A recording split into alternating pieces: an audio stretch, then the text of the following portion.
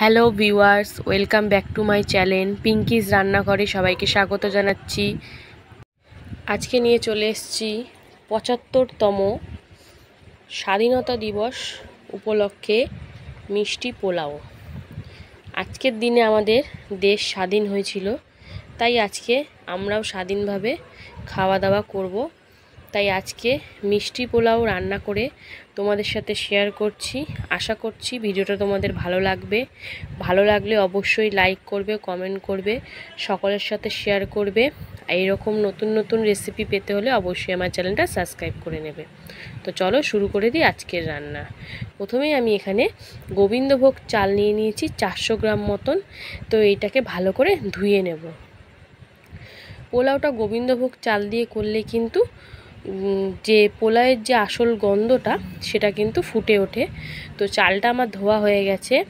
এবার আমি এর মধ্যে দিয়ে দিচ্ছি হলুদ, দিয়ে ভালো করে একটু মেখে 10 মিনিট মতন রেখে দেব। একদম সামান্যই দিয়েছি হলুদটা, দিয়ে ভালো করে মাখিয়ে নিচ্ছি। নিয়ে এবার এটাকে আমি 10 মিনিট রেখে দেব। দেখো মাখা হয়ে গেছে। কড়াই এদিকে বসিয়ে দিয়েছি। কড়াইতে প্রথমে আমি দিয়ে দিচ্ছি সাদা তেল। তোমরা চাইলে কিন্তু শুধু ঘিতেও করতে পারো, আমি দুটো মিক্স করে করছি। দিয়ে দিলাম ঘি পরিমাণ মতন। তো ঘিটা গলতে একটু সময় নিচ্ছে। ঘিটা ভালো করে গলে গেলে, ঘিটা গলে গেছে।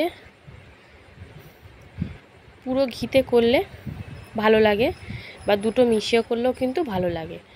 তো তেল আর ঘিটা গরম হয়ে গেছে, কাজু কিশমিশ দিয়ে দিয়েছি। এবার একটু হালকা লাল লাল করে ভেজে নেব, মানে হালকা ব্রাউন কালার আসা অবধি একটু ভেজে নেব। যেহেতু ঘিটা দিয়েছি একটা সুন্দর ফ্লেভার গন্ধ বেরিয়েছে। তো কাজু আর কিশমিশ ভাজা হয়ে গেছে। এবারে এটাকে তুলে নেব। তুলে নিয়ে কড়াইতে দিয়ে দিচ্ছি তেজপাতা 2-3টে, আর দিয়ে দিচ্ছি গোটা গরম মশলা, যার মধ্যে আছে এলাচ, লবঙ্গ ও দারচিনি। গরম মশলাটা ভালো করে একটু ভেজে নেব। তারপর এর মধ্যে দিয়ে দিচ্ছি ওই মেখে রাখা চালটা, যেটা সামান্য একটু হলুদ দিয়ে মেখে রেখেছিলাম। তো ভালো করে এবার নাড়াচাড়া করে নেব। একদম সিম্পল, পোলাও করা খুব সহজ, আর খেতেও কিন্তু টেস্ট। তো হালকা একটু ভেজে নিলাম 3 থেকে 4 মিনিট মতন। এই দেখো ভাজা ভাজা হয়ে গেছে। এবারে আমি এতে পরিমাণ মতন জল অ্যাড করে দেব।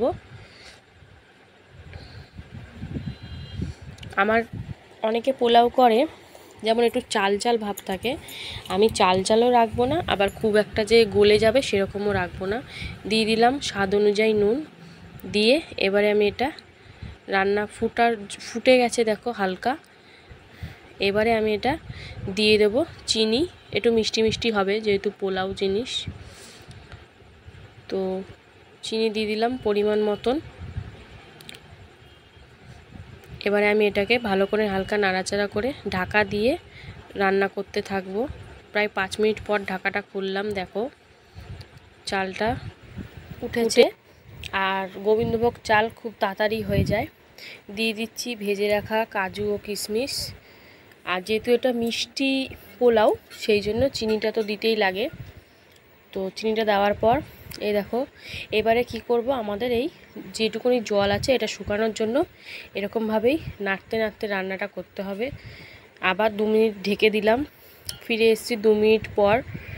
আমাদের জলটা প্রায় টেনেই গেছে। এই দেখো শুকনো শুকনো হয়ে যাচ্ছে। এবারে আমি এতে দিয়ে দিচ্ছি ঘি।